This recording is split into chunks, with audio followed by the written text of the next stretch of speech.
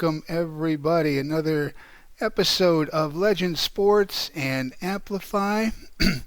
And we are talking baseball history, Negro League baseball history, card art collecting, whatever your passion is for baseball and the sports world. And I am really happy to have on today author and professor of childhood education and family studies at Missouri State, Dr. Sabrina Brinson. How are you?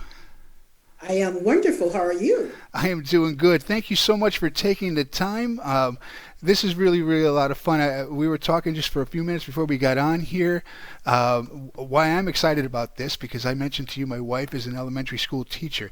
And when I came across your book, I thought, this is perfect. This is exactly the kind of stuff that I think more people need to be aware of, and to try to get it into, certainly the younger generation, so that they can hear these stories. And like I mentioned to you, why I've been doing this, trying to get the authors and researchers, writers, artists, their work in front of people so that they can get context to all the recent announcements of Major League Baseball and it's happened this past year. So it's important. The context is important. So again, I thank you for taking the time. This is going to be a lot of fun.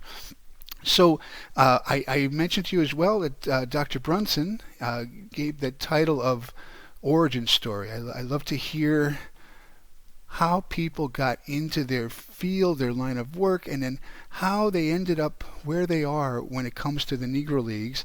And your work, I think, is something we've talked about a little bit on a few other episodes, like I mentioned to you. So it should be fun. I'd like to hear, how did you get to where you are, and that book, why you wrote it, and I think it's an awesome topic. Okay, well, first of all, I am a native of Tampa, Florida. And although I come from a football family, meaning my dad, my brothers, cousins, uncles all played football, baseball was really prominent in Tampa. Cool. Baseball for young people. And we actually have had several players who were in the major leagues, like Doc Gooden. And so baseball was just a part of the Tampa, Florida life. Well, fast forward, because again, I'm from a football family, fast forward, my educational background is in psychology, English literature, early childhood education, special education, and I have an emphasis on reading. And so I'm also, in addition to being a college professor, I am a diversity consultant and, more importantly, an activist. And in Springfield, Missouri, a couple of years ago was going to be the first time that we were going to celebrate Jackie Robinson Day. And so the Springfield Cardinals kind of approached us. I'm a member of the NAACP and wanted to partner with launching that. And for me, it's like, of course, I volunteered. Now, again, my reason for volunteering is because I think it's so important for people to understand and recognize the notable achievements of individuals from diverse populations. Mm-hmm. And so I volunteered to chair that. And in chairing that, of course, we had the celebration, the wonderful game day, and people got to wear their 42. But I was really committed to letting people really know just how amazing Jackie Robinson was, not only on the baseball field, but off, as far as being a civil rights activist. Mm-hmm. And so with that, I did some interactive film discussions, and we formulated a traveling book history tour to kind of let people know. And again, a lot of people, believe it or not, don't recognize that he came from the Negro Baseball Leagues to actually integrate Major League Baseball. And so I was fascinated with all of that. And even more so, I'm sure most people have heard about Rosa Parks and how she refused to give up her seat. But 10 years before that, when Jackie Robinson was in the armed forces, he refused to give up a seat. And so I really wanted people to get some of his background, just what an amazing talent he was. Like in college, he lettered in 4 sports. So all of that was important. And again, yes, it was important that he integrated Major League Baseball, but the things he did off of the field too were really important. Like, having concerts in his backyard to raise money for activists who may have been jailed for protesting and things. And so once I got into that, I really started to get more information about Negro League Baseball. Now, I had discovered Negro League Baseball earlier and just was amazed Mm-hmm. with what an outstanding dynasty Mm-hmm. Major Negro League Baseball is, Mm-hmm. because it really is. And so when you think about everything they went to, these were skilled athletes who were committed to playing. And of course, they couldn't play in Major League Baseball, but what I really admire is their tenacity to say, hey, you know what? I'm going to be divergent in this thing. I'm going to figure it out. And we're still going to be able to make our dreams come true. And so, of course, in looking at the Negro League Baseball things, I was just so pleased to discover that there were three amazing women players. Mm-hmm. And so that just like thrilled me. It was like, oh my gosh, to find out that Tony Stone was the one who replaced Jackie Robinson when he went to the major leagues, and Mm-hmm. Mamie Peanut Jackson, with her strong right arm as a pitcher, and even Connie Morgan, her batting average rivals some of the best. And Mm-hmm. so I was just thrilled with that information, and again, committed to heightening awareness for people about Jackie Robinson, other notable players, and more little known players. And so that led me to do more research about it. And imagine my surprise and how thrilled I was to discover the first professional women's baseball team. Mm-hmm. And it just amazed me to find out that they were all African American players. And so when I made that discovery, and we're talking about, of course, the Philadelphia Dolly Vardens, I thought, oh my gosh, this is a story that needs to be told. Because again, it is really important when we talk about our American history that we fill in those gaps with notable achievements of little known individuals. Mm-hmm. And so that is what made me decide, yes, I have got to tell this story. Now that ties in directly with my professional platforms, one of which is making sure that children really have opportunities to be literate. And that is an area I don't think people recognize how critical that is right now. Mm-hmm. It is so critical that um, you only have 37% of all students in the fourth grade in America who are reading on grade level. Mm-hmm. And so that's an issue. So it's like, okay, we've got to do something. And the first point is, yes, we have a lot of students who are, illiterate or struggle with reading. But guess what? One of those reasons that they're not reading on grade level is because they're what we call illiterate. And illiteracy means you have the skills or the potential to read, but you lack the motivation. Mm-hmm. And so, again, we have more students who are illiterate. Well, it's like, okay, that's an issue. Mm-hmm. They're not interested in the reading material, so we've got to do something. So, again, for me, it's like, okay, let's find some of these stories and write some of these stories that will resonate with a lot of our young students. And that is why I decided to write it basically for the elementary ages. And the story is a story of historical fiction. So again, it is about the Philadelphia Dolly Vardens, who were the first women's professional baseball team. And I really wanted that point to come out because I'm sure most of your listeners, have seen, which was a really great movie, A League of Their Own. Mm-hmm. And so a lot of people think that the first baseball teams really came from women from the mainstream, but that is not true. It is actually the Philadelphia Dolly Vardens, and it is actually the first book in a series that I designed, Awesome. Strength Beyond Measure, Reading for Ingenuity and Resilience. And it's really based on what I've just said, these discoveries of individuals from diverse populations who made these notable achievements to history that most people don't know about. And so again, going with the Philadelphia Dolly Vardens, this was a team, they were all African American. And so people were thinking, well, who did they play? They actually formed two teams. But what is amazing is that this happened during the Reconstruction era. Mm-hmm. And so I thought that was really important. And when you think about the ingenuity and resilience that they had to have, I mean, we're going through Reconstruction, and a part of the story. Now we know, of course, that the owner, he, of course, said, "I'm going to develop this team, of course, to make his own profit."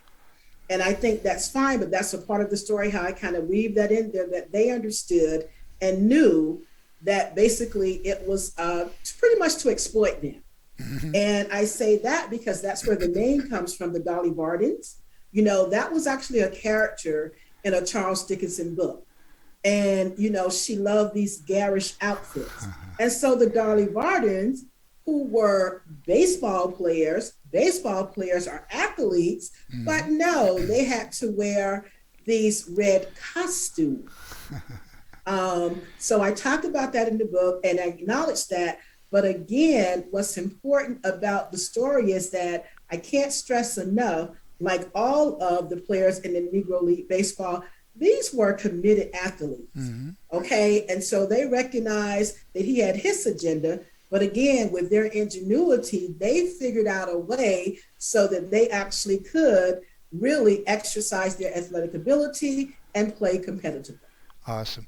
I think that perspective is something that I can guarantee you most people do not know that deepness of how far back it goes, because I've had on several I've had Professor Brunson talked about early black baseball. I had on Professor Heafy, who we talked about early women's baseball and black baseball, but there's not a lot of stories out there telling it, and you make a great point about the time period. So one of the things about the Negro Leagues that I hope everybody is starting to get the idea of by now, they were not playing there because they weren't good enough.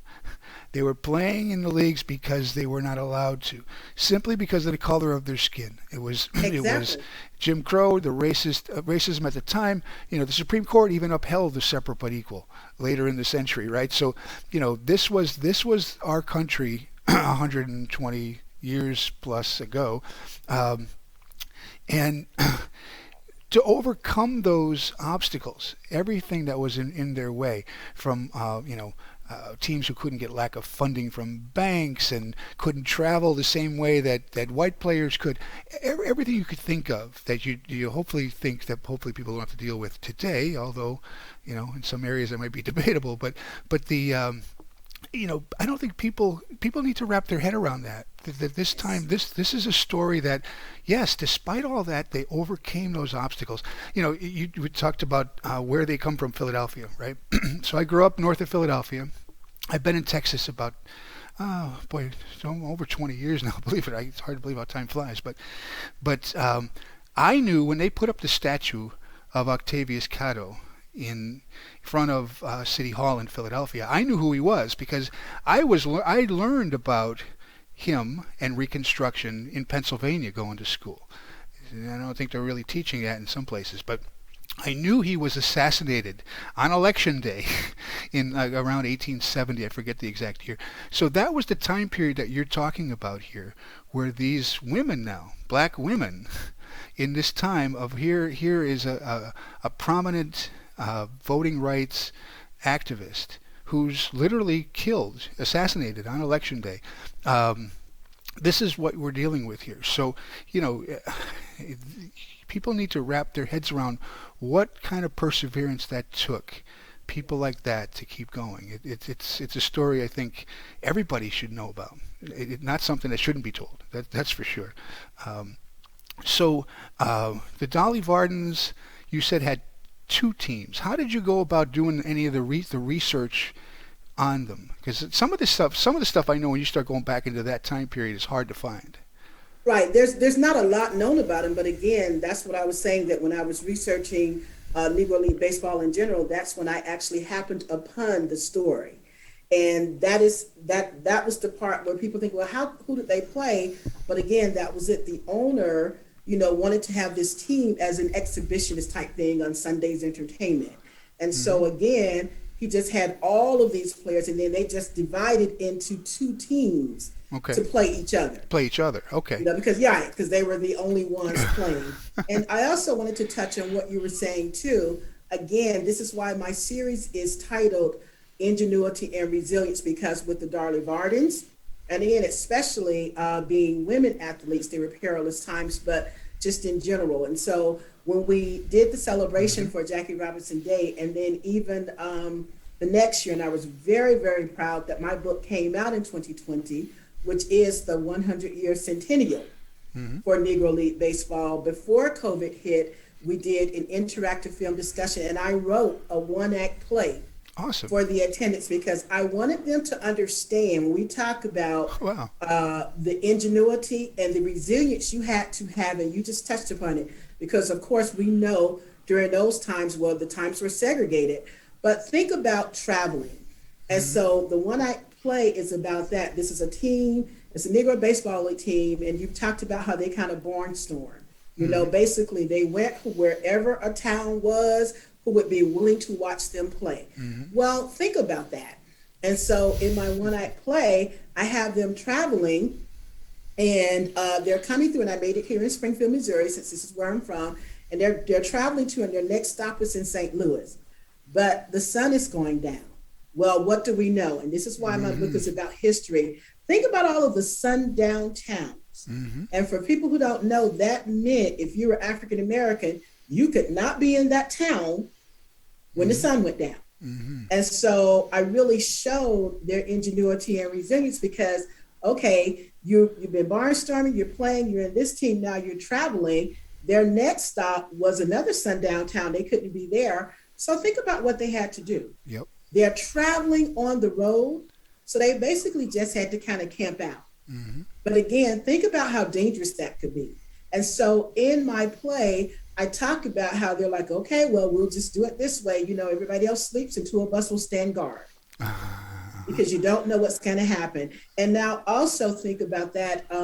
When in the play, I had one of the players to be Connie Morgan, was standing guard with Satchel Paige.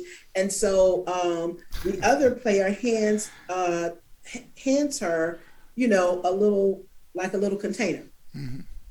Because if duty calls, you got to go. So I really wanted people to understand that part. And again, that goes back to what I mean about being strong, skilled athletes who were committed to their talent. I mean, you're on the side of a road, you are risking anybody coming by doing anything to you. So I thought that was an important part. And as I said, that's part of that resilience and the ingenuity in them and just kind of figuring it out. Are you? You mentioned Tony Stone. Have you? I had on April Mathis, who was the actress who played Tony Stone in the off-Broadway show.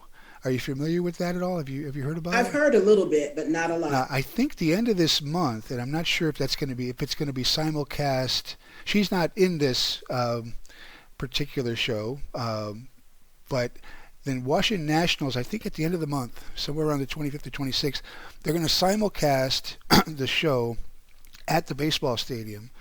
And I thought I read somewhere where you could actually watch it be broadcasted, which would be very, very cool. I definitely would like to check it out because, that story, very similar to the one that you're talking about here, she had to deal with on top of the whole level of being the only female on the team. She had all kinds of layers of anxiety that she had to deal with, and so yeah, I get it. These are times that I think people should appreciate what this is trying to teach you.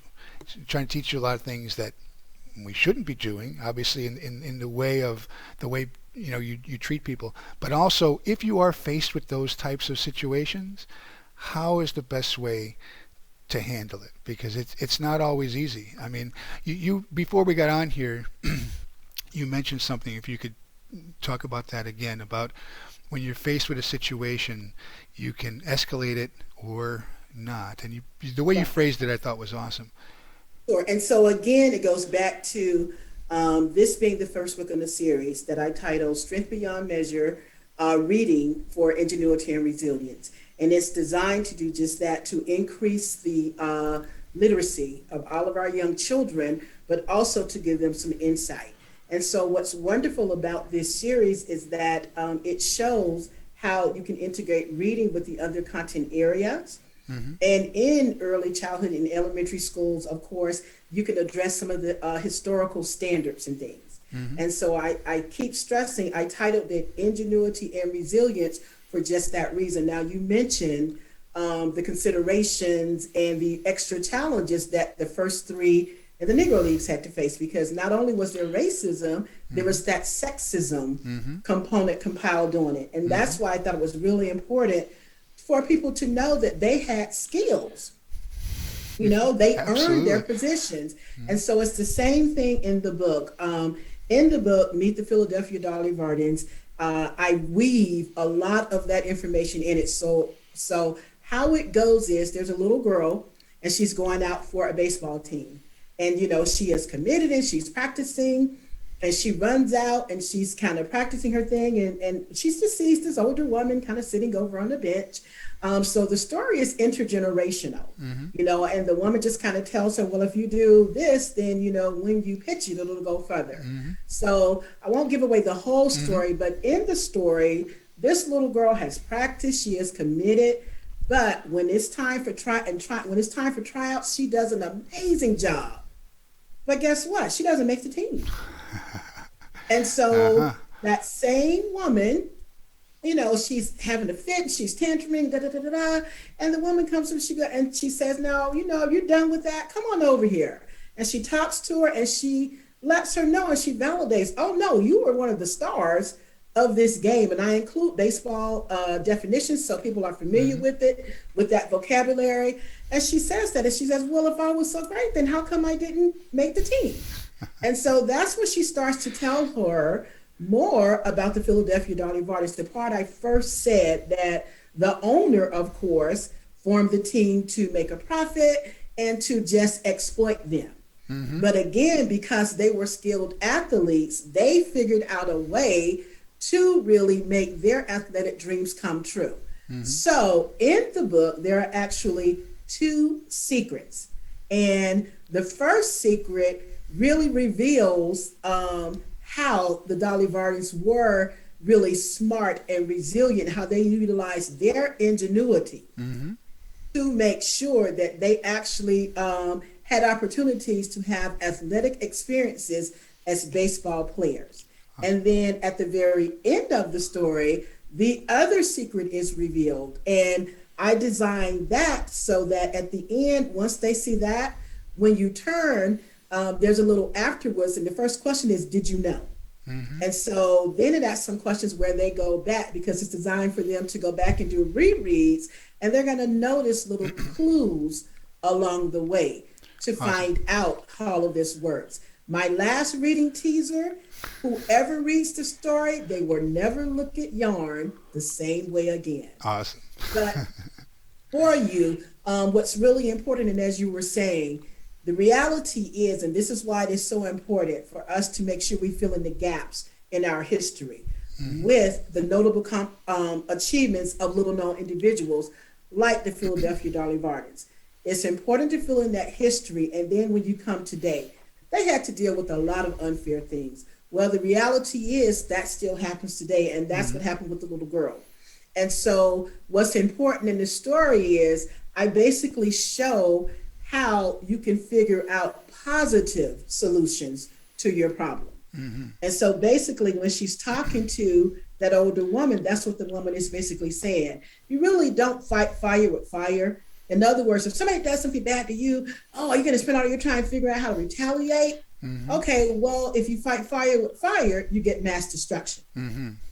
And how is that benefiting you? So as she tells her, she basically says, you know, and this actually, I pulled this from my own family's philosophy, where we were reared, and the next generation, we tell them, it doesn't matter if you trip and fall, or if you get shoved down head first, get up. If you have a goal, you get up, dust yourself off, and now you make a plan for how you can achieve your goal. Awesome. You don't waste any time reveling in the unfairness of it, or, working on your get back to the person who may have caused it, because that's not productive. Mm-mm. You spend your time figuring out a way to be proactive about achieving your goal. And so Absolutely. that's one of the messages in the book that I'm really proud of, because I want that to resonate with our younger audiences. That again, you can have goals, and yes, it is true. You work hard. Okay, well, it didn't work out this way. Don't give up on your goal or your dream. Awesome. Because in my book, I always sign it by dream big, live bigger. So you don't give up on it. Hmm. So if you have to regroup a little bit and re-strategize, and then you press forward. And that's a lesson that everybody, doesn't matter what age you are, you should take to heart, Absolutely. right? And People, especially yeah. now, if we look at, we were just talking in general, if we look at our nation right now, there's so much hatred and Hmm. bitterness and And people are resentment. trying to divide people. Yes, Yes, yes, yes. And so again, even in the story with this, yes, there was racism, yes, there was sexism. Okay, those things are valid, they're acknowledged. But back then, during Reconstruction, yeah, no less, yeah. they figured out a way to actually be viable teams. And that's with the Philadelphia Dolly Vardens and with the Negro League Baseball in general. Just as you said, look at how perilous those times were. Hmm. Okay, so most people are like, ooh, we have enough to deal with. But Yeah, again, there's that yearning and that commitment. And that is why I say it is really important for people to recognize the contributions of the athletes on the baseball field as well as off the field. absolutely. Just having the temerity and the resilience to press through to actually be known as the first women's professional baseball team is a feat in and of itself. Absolutely. And these are the kinds of stories that I think by approaching it from this way, you're not only telling a great historical narrative, but the moral of the stories is important as well. And sometimes you can get those across without having to be, I don't want to say obtrusive, but you could tell a story through a different venue like sports, or this story about a women's baseball team, and tell other stories, and people might be a little bit more receptive to those coming from that type of a of an angle. So I think it's important. The series, though, you talked about, is this the first book of This is the first book in the series. so And what's the again, plan? okay, so the goal of the series is it's designed to utilize, these are what we call Hmm. culturally sustaining books or multicultural Hmm. books to be utilized as curricula for the Hmm. things that I just said. I And think it that should is be. why when I talked about making sure that we get more of our students to be reading on grade level by fourth grade. Why? Because at fourth grade, reading is integrated into all the other major contents. It's integrated into math with word problems, in science, and Absolutely. especially history and social studies. Hmm. And so that is the goal. Like with the Philadelphia Dolly Vardens, for example, it's a book, but it can actually be utilized as the curricula. And so, particularly with one of the history standards that we Hmm. have, one of the social studies standards, when you Hmm. talk about individuals and their contributions and making sure that people from diverse populations can amiably interact together. Hmm. So it can actually be utilized as the actual curriculum Yeah. to teach that. And as I said, I wove in, there are baseball definitions. So you've gotten your vocabulary. Hmm. The book can be either read independently or it's a great read aloud.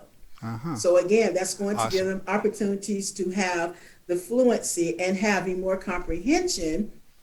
And even more importantly is after the story, as I said, I've got the clues at the back. So now they can go back and you can engage them even further in the reading process. Awesome. And one thing I'd like to note for people, a lot of people are under a misconception that when you are reading with children, the goal is to finish the story. Okay, now of course, if Huh. they're in school, there may be some times when, yes, you have to finish the story, but in general, it's about the interaction.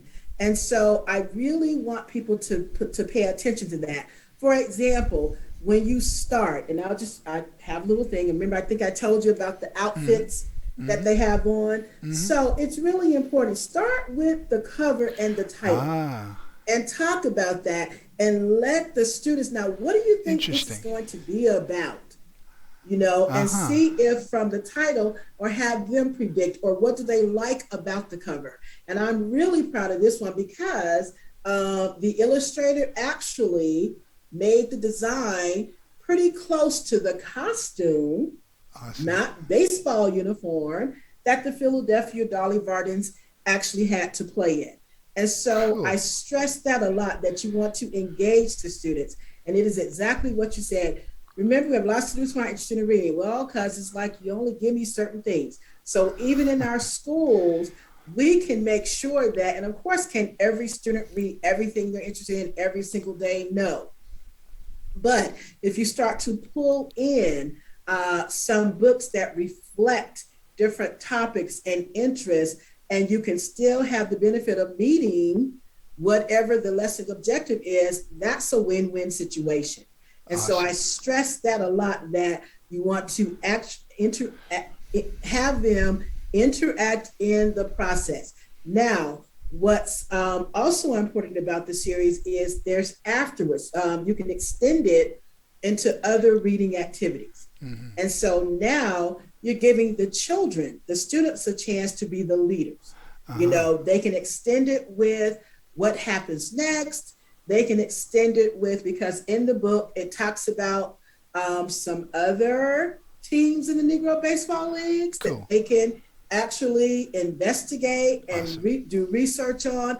And that's another way of immersing them Mm-hmm. in these discoveries about Negro Baseball League. And along with the players, of course, I think another important part is to really think about the managers Mm-hmm. that we had, and even some of the ones who basically were the owners of certain teams. And so all of that is important. When you think about Rube Foster, Mm-hmm. uh, for those who don't know him, what a genius he was. Mm-hmm. I mean, player, manager, to have that vision. And Yes. for all of them again to come together, that's their resilience. That's that, okay, we can't play in the major, but we are athletes and we're committed to this. What can we do? Mm-hmm. So to have that come in, and as I said, in addition to the three players, let's not forget the amazing Effa Manley, Mm-hmm. Absolutely.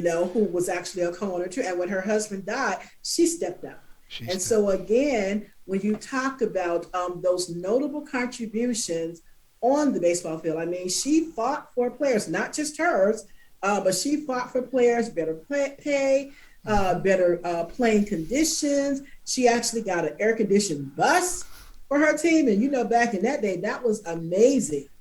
And yes, we've come a long way, as you said, with Major League Baseball recognizing the Negro Leagues, but Effa Manley is still the only woman Yes. who's in the Baseball Hall of Fame. Yes, she And is. yes, of course, she deserves to be there. But again, in telling these stories and getting people to really understand what their contributions were, I think that's going to advance us even more in recognizing the contributions of our female players and our female owners and managers in baseball, historically and presently.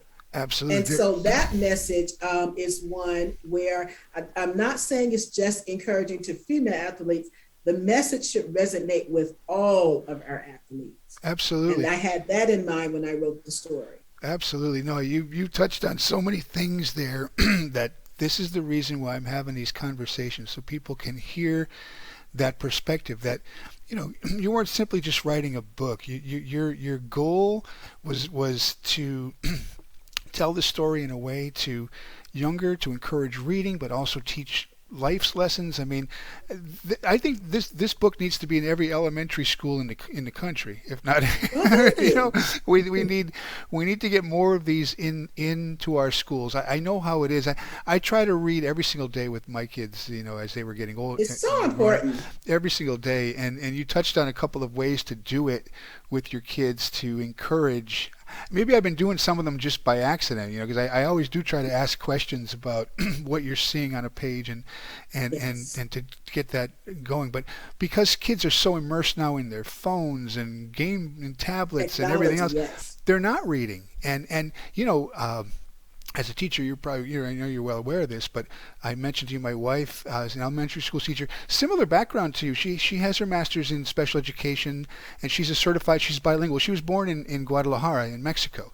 So I'm trying to get her to tell this story because there's a Mexican Negro League connection that is very, very deep as well Yes. that I would love to get into a bilingual book of a similar nature, Yes. So but we talk about the importance of reading because many of the testing now, even in math, requires these are word problems now.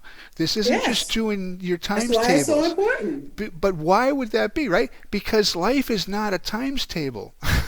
Like it used to be, when I was a kid, that's what you did. You sat there and you did, all your times tables for hours, right? But no, life isn't like that. Life is figuring things out. Much of it requires to be fairly literate. You need to be able to understand and comprehend. There needs to be a way to get kids more involved. I think these are great ways to do it. What's next in the series? So have you picked out specific ones yet, or what do you Well, plan of on doing next? course, but I can't tell Okay, you what's that's fine. going to be the next one. Awesome. But even with you were saying that too, yeah, like you're saying, everything's technology now too. But that's another one of the wonderful things that with reading. So, for example, and particularly if it's just a child by choice or if the child has special needs, the great thing is we have a lot of audiobooks now. Hmm. So that's really great. We have books on computer, what they call live books. A Hmm. lot of our students are getting into the graphic novels. So we really are trying to keep up with, again, the preferences or to accommodate what might be a special need. And of course, yes, a lot of the books are bilingual. Hmm. And also there are computer programs now that can actually pretty much translate it into different languages. So all of those things are really important Hmm. when it comes to our students as far as helping them to read because as you're saying you have to be literate and most people don't realize Hmm. that 1 out of 7 adults don't read on a functional level, which means what? Which means that if they go to a restaurant, they really can't read, kind of a full menu. Or we see it a lot when it's time to vote. When it comes to reading things Absolutely. on the ballot, it's Yes. later when people talk, they're like, but I thought, I thought I was saying I wanted it to happen, but no, I meant the other one. So that can be issues. So again, that's why it is so important for Absolutely. us to really expose our children to reading as soon as possible. Hmm. So basically, when you find that you're expecting, do the reading of books and playing the songs and talking. Yes. All of those things. Research has panned out that it's effective. And also for young children, I love when I'm in the grocery stores and I see, a parent or a primary caregiver or something, and the baby's in the buggy and they're talking to them. And some people are rolling their eyes, and I'm like, no, that's exactly what you should be doing. Hmm. Talking, heightening awareness, getting them to be aware of stuff. Hmm. And then when they're younger, of course, once you're in the aisle, having the child, okay, now we're looking for green vegetables. Go see if you can find them. Yes. Yes. So there's all these opportunities in our environment, what we call environmental reading, and having them recognize environmental print. So again, with my stories, it's not just sit down and read. Let's engage in this story and tell me some things that you like about it, or even the Philadelphia Dolly Vardens, like that resonated with you. Hmm. There may be somebody who, oh, I'm from Philadelphia, or I Hmm. have cousins in Yeah. da da da da da, and that gives us a chance Hmm. to, after the story, let's find out some of the wonderful contributions that happen in Philadelphia. So That's there's right. all these kinds of ways to involve the students. And again, going back to the book, it's contemporary because the little girl has a problem today. So you get to see the main character have this problem, and you get to see how she resolves that problem. Hmm. And so for that part, as I said, she didn't make it, but I think it's important to say in this, you know what? After they had their conversation, she didn't give up. So No. she did exactly what I said to do, where your ingenuity and resilience comes. Of course, she was upset that she didn't get to make that team. But at the end, you see her going back out to the field, and her little brother's like, she's like, yep, there's another tryout next month, and I'm going to be at that one.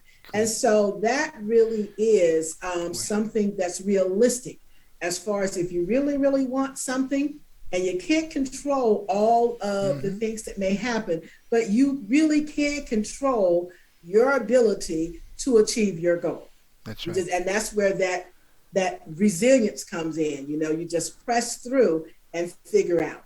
That's And right. so I thought that was really important. And when I talked about too using the curriculum, that's another important part too, because now we know how important the holistic development is. Hmm. So of course the cognitive, which is the academics, the reading and those kinds of things, but what's actually even as important, the social, the Hmm. emotional, and the moral aspects of development. And that is why it was important for me to illustrate, sure, you can have an issue, but you don't retaliate Hmm. morally, because there really is a solution to every problem, but Hmm. every solution isn't a positive solution. Hmm. Yeah. And so we, of course, want you to figure out and identify positive solutions. We forget that you have to teach right and wrong. Hmm. We forget that you have to nurture a strong moral compass so that when children are faced with these dilemmas, They they make the know right what to choice. do in a positive manner. And that Yeah. again was one of the things that resonated with me when I was growing up. My parents always told us you can do anything positive that you want to do. And so Absolutely. that is another part when I talk about it as curricula and focusing on the whole thing, because emotionally, of course, you're going to be disappointed. And Hmm. so even in the story, that's why Boy. the mysterious older lady, she let her vent, and then she goes, okay, now are you done? Hmm. Okay, so now let's come on over and let's talk Boy, oh about it. boy, oh boy, so many things you just touched on that are so important. I mean, even the fact that, yes, not everything is positive all the time. I mean, there's so many parents All I know, life. and yes, you're not always going to get your way. And what happens to some people who are used to getting their way all the time? Sometimes they don't know how to handle it when they don't get Exactly. their way or things don't work out that the way they want them to. But boy, oh boy, people used to think we were crazy, but with our kids, such a great point that you said about, as silly as this sounds, my wife used to drive to work, and she has, like here in Houston, everything is an hour drive almost, right?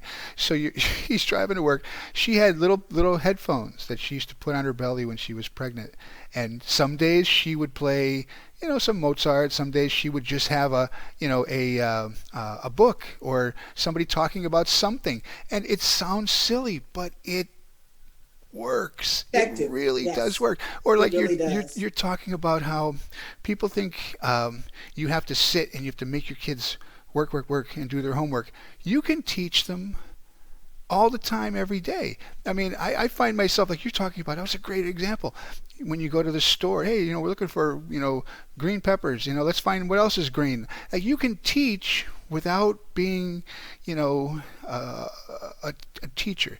And I guess maybe that's kind of the way I've tried to do it. I try to teach something all the time, every Well, day. It's well, important. I'll It's correct me great. and say that every parent is you're your You child's are. first teacher and your Absolutely. child's main teacher.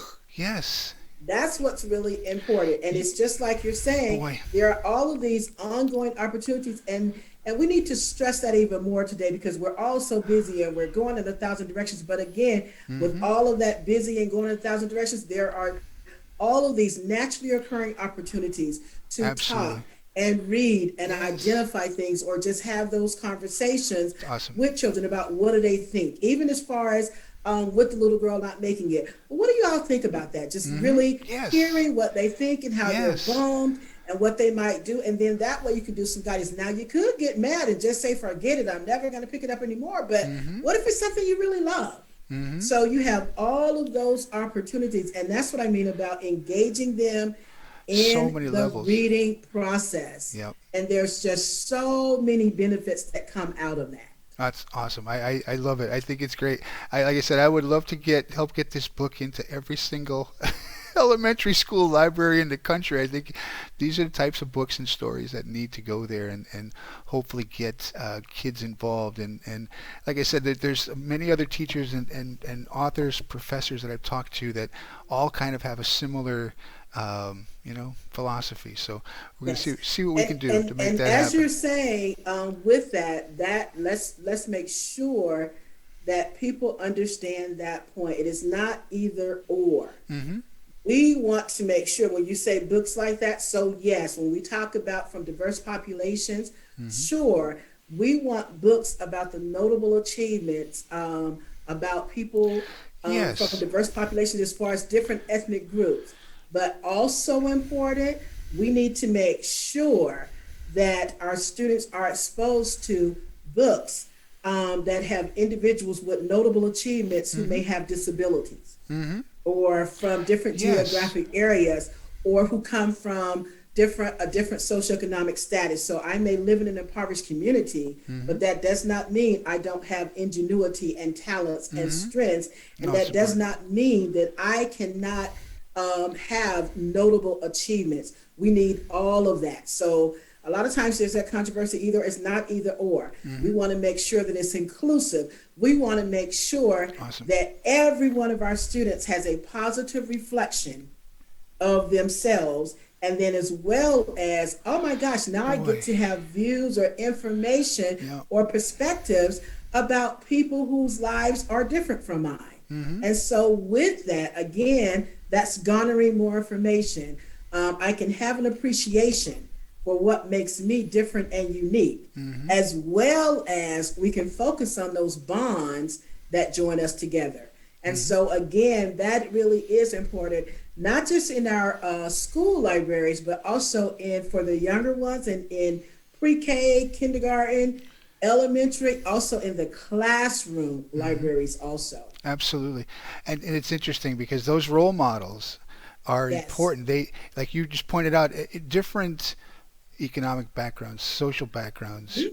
different skin color, different countries, different whatever the case may be, Absolutely. are important that kids have these role models because otherwise, what do they relate to? That's why I think it's been, when you look at what was, how things have changed over the last several decades, but what was on television was mainly coming from one perspective, right?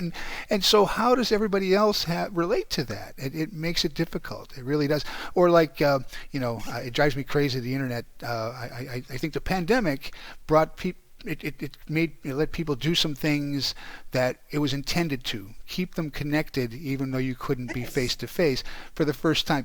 A lot of it's nonsense. It's out there, and a lot of the nonsense I mean by that is the some of the role models that became role models necessarily didn't necessarily need to be role models, but that's all that they're seeing. The celebrity status and everybody with the bling and the money and yeah, But again, that's why these stories are important, that yes, really celebrate and other yes, things is the strong work ethic. yes. That's the It's important important. part. You can have it if you work hard Yes, and figure things out. So good again, stuff. that's what makes all of these kinds of stories important. We had it then, but now let's come to the present Hmm. and look at right now. Yes, we're talking about you and Awesome. some of the things that you want to do. And I think a lot of times people forget that, yeah, young children, they have goals and they have things they Hmm. want to do. Yes, they're little And so let's they're figure out they're little people. how, They're not. Yeah, exactly, they're yeah. They people. are people. Yes, They're little miniature absolutely. And versions so of yourself. again, that's it. There's a little girl in the story, so you can relate to her. Hmm. These are her goals and dreams, and that's another conversation. Okay, so Absolutely. right now, what is something you're working on, or something you really, really, really Boy, oh want to boy. do, and all. So again, now you got the critical and the creative thinking, but what is it all about? It's all about involving the child actively. It's Hmm. all about the child being able to identify Hmm. and talk and That's right. recognize, Identify. and That's those right. things are just so valuable. Boy, oh boy, I could talk to you about this stuff all day. I really could. This was great. I got one more question for you though. Have you been to the museum in Kansas City? Have you been there? I have not been to the You got museum to you yet, got but you got to get there. actually, Mr. Bob was actually down here in Springfield. We did an event Ah, you together. did. Okay. couple of months ago. I was gonna then the pandemic, so that is, of course, in the plans Awesome. with Good, that. good, And good. and the other good thing about it though too now is even for people who can't literally make it to it, I mean, of course, they can go to the website and you Mm. get a lot of insight from that information. And one other note too, now this is really interesting. When I did that presentation and all a couple of months ago, we actually did have one player from Springfield, Missouri. I'm not a native, but I live here now, and that was Herman Doc Horn. Okay. And Cool. so that was really neat for people to find out here in Springfield. So that's something else too. We talked Yes. about making those connections. There are a Yes. wide variety of ways that children will connect, be Hmm. it from somebody from the same ethnic group, it could be they're from the same city or state.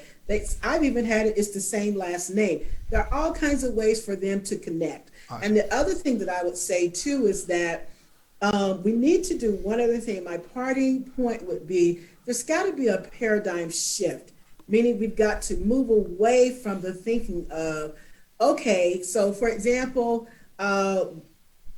we have started the Hispanic Heritage Awareness Month. Hmm. It goes from September 15th to October 15th. Hmm. And so for a lot of people, they hear that, well, I'm not Latino, I'm not Spanish, it doesn't have anything to do with me. So we really have to get people to understand, and this goes back to the inclusion. Yes. When I teach a diversity class, and as I say, the less information you know about any cultural group, and again, be it ethnic or people with disabilities or from different geographic regions or internationally, the more of a concentrated effort you need to make Hmm. to get insight Yes. into the lives of people who are similar to you and people who are different. And so I'm saying that to say that with all of these discussions, a lot of times people are like, oh, well, Negro Baseball League, that's just for African Americans. But no, of course it's not. It's really about what we keep saying, who's made these amazing, notable contributions. Let's include That's a, all of them. When you awesome. talked about like Latino and playing in the Caribbean, Hmm. and it's like, well, how did all of that get mixed up together? Again, ingenuity and Hmm. determination Hmm. to do something that I love. And Hmm. so that will be my last parting part too. And I can't say it enough. A lot of times people want to make it an issue. Oh, you're trying to get rid of everything from the mainstream. Absolutely not. We want to make sure that our students, as young as possible, find out about notable contributions from individuals from the mainstream, as well as ethnic groups of color. Hmm. As I said, people who have varying disabilities. Hmm. All of those Hmm. things are important when you talk about overall holistic, healthy development. Absolutely. Dr. Brinson, thank you so much. This was a lot of fun. Like I said, I could probably talk to you about this subject all day long, but I know you've got to go. But I appreciate your time. This was great. And down the road, as you're doing more of these, I'd love to have you on again to talk more about it. Absolutely. I'd love to. You have a wonderful day. All right. Thank Goodbye, community. you. Thank you so much. Bye bye.